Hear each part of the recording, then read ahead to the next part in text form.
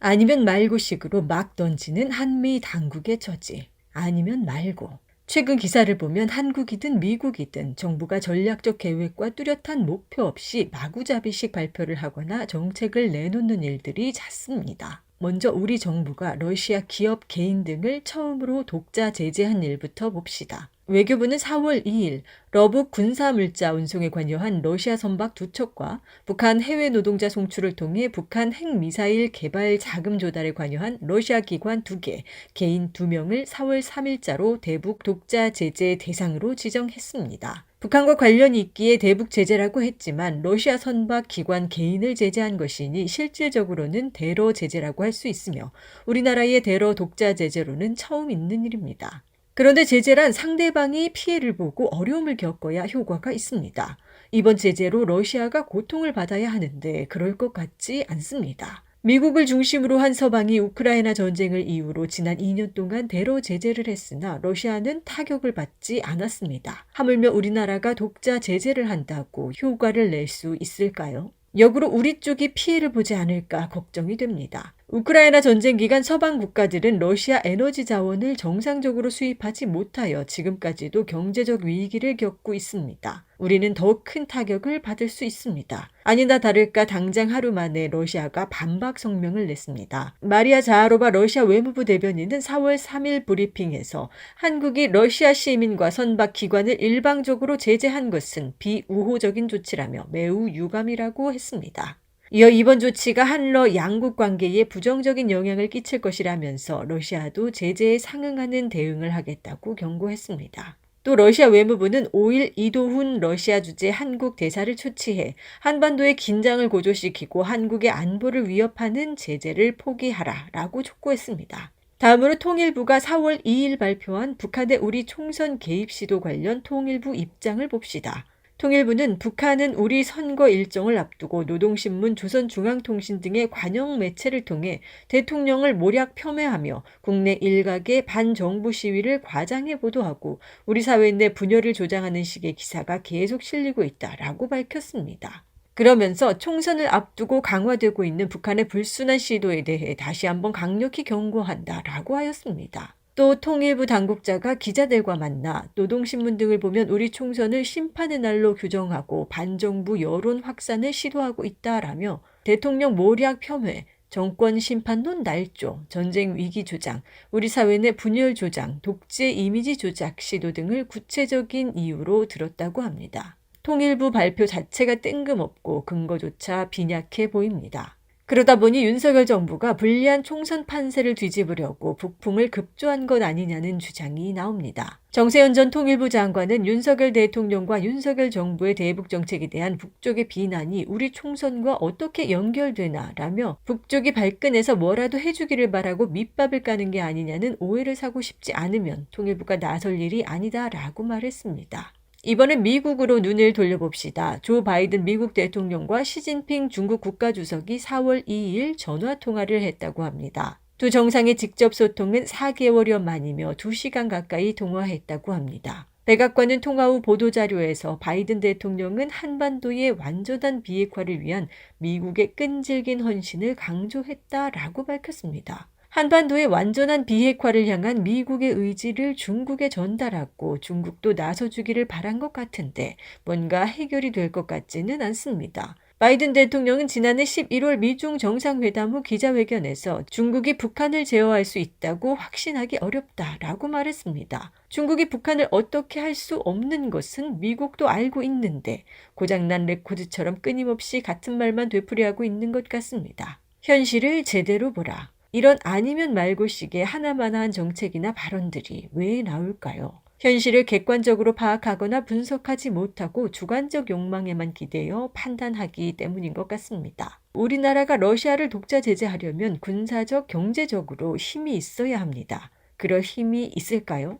군사적으로 보면 러시아는 핵 보유국이고 미국과 어깨를 나란히 하는 군사 강국입니다. 반면 우리는 전시 작전권도 없는 나라입니다. 경제적으로 보면 러시아는 미국과 서방의 제재에도 끄떡 없습니다. 반면 우리는 제재를 받지도 않는데 상당한 경제적 위기에 처해 있습니다. 객관적으로 우리가 러시아를 제재할 상황이 아닙니다. 잘못하면 우리가 피해를 볼 수 있는 상황입니다. 역학관계를 냉철하게 파악하지 못하기 때문에 이런 말도 안 되는 행동을 하는 것입니다. 통일부의 북한 총선 개입 발표는 정말 한심하기에 그지없습니다. 통일부에서 그렇게 발표하면 국민들이 믿어줄까요? 지나가던 개가 웃을 일입니다. 국민들은 이것이 북풍 조작인 것을 다 알고 있습니다. 지금 정부 여당의 총선이 어려운 것은 북한 때문이 아닙니다. 그냥 윤석열 대통령과 국힘당이 잘못해서입니다. 이것이 객관적 현실입니다. 문제를 자기 자신에게서 찾지 못하니 이상한 해법과 꼼수가 나오는 겁니다. 결과적으로 윤석열 대통령과 국힘당은 북한이 아니라 국민에게 응징당할 것입니다. 이건 미국도 마찬가지입니다. 중국은 북한을 설득할 수가 없습니다. 북한의 비핵화는 중국이 설득한다고 해서 되고 안 되고 하는 그런 문제가 아니기 때문입니다. 북한은 미국이 제시한 금지선을 모두 넘어서 실질적으로 핵과 미사일을 가진 전략 국가가 되었습니다.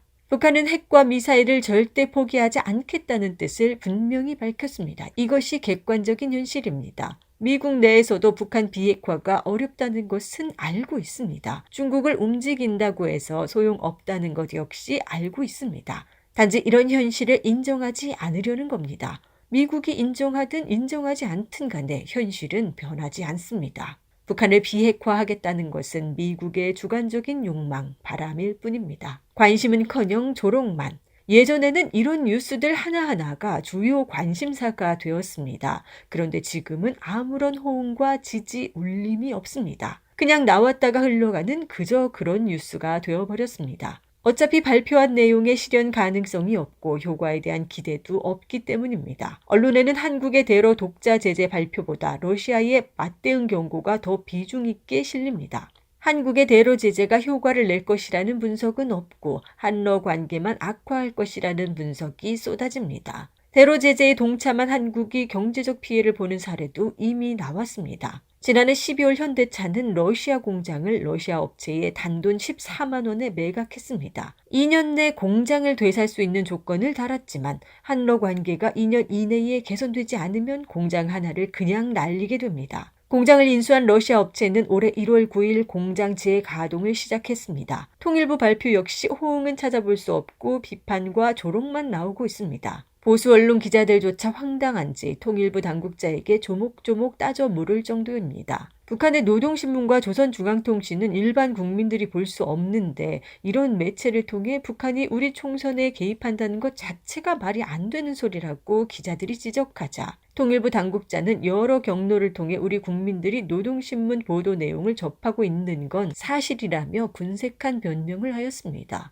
또 북한은 총선과 무관하게 윤석열 대통령 집권 이후 정권 비판을 꾸준히 해왔는데 이를 총선 개입으로 보는 것은 말이 안 된다며 기자들이 최근 북한의 윤석열 정권 비판 보도가 더 심해졌냐고 묻자 통일부 당국자는 심하다 약하다 차원이 아니다라며 답변을 회피했습니다. 국민들도 또 북풍 공작이냐라며 통일부를 조롱합니다. 심지어 3월 말 이른바 종북 현수막을 게시하려다 취소한 국힘당의 총선 방향과도 맞지 않아 정부와 여당이 엇박자를 내는 모양이 한심한 수준입니다. 바이든 대통령의 한반도 비핵화 언급 역시 별다른 관심을 끌어내지 못했습니다. 중국도 별다른 반응을 하지 않았습니다.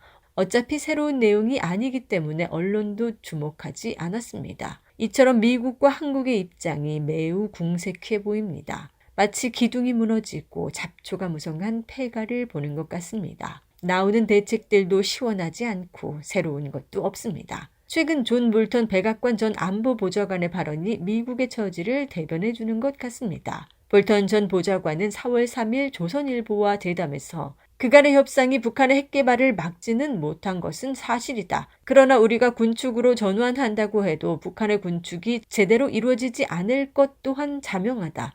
시간이 많지 않았지만 비핵화 시도는 끝나지 않았다. 북한의 세습 공산 독재 체제가 매우 불안정한 기반에 놓여 있다는 점도 비핵화 과정에 염두에 두어야 하는 변수다라고 말했습니다. 북한 핵개발 저지는 실패하였고 앞으로 시간도 없는데 별다른 대책 역시 없다는 것을 인정한 발언입니다. 그런데 그것을 인정하고 협상하는 것은 싫은 겁니다. 남은 대책은 북한 스스로 무너지는 것밖에는 없다는 것인데 그거야 10번, 100번도 넘게 미국에서 나온 말 아닙니까? 미국의 처지가 딱하게 되었습니다. 윤석열 대통령도 뭘 해도 안 되는 것 같습니다. 외교부 통일부가 국힘당의 총선 승리를 위해 뭐라도 해보겠다고 하는 것 같은데 헛발질하고 있는 걸 보십시오. 이러지도 저러지도 못하는 처량한 신세가 되었습니다.